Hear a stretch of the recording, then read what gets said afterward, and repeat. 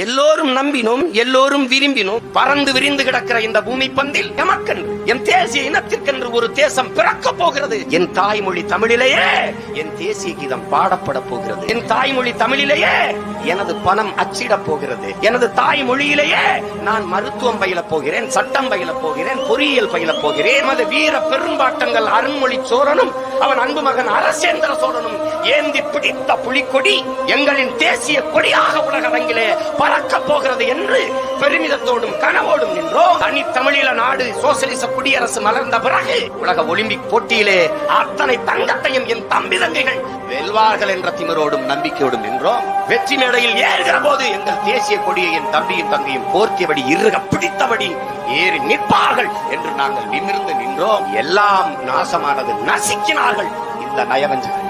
நெஞ்சு நொறுங்கியது, சிதைந்து விழுந்தோம். ஆனாலும் நாங்கள் மீண்டும் எழுவோம்.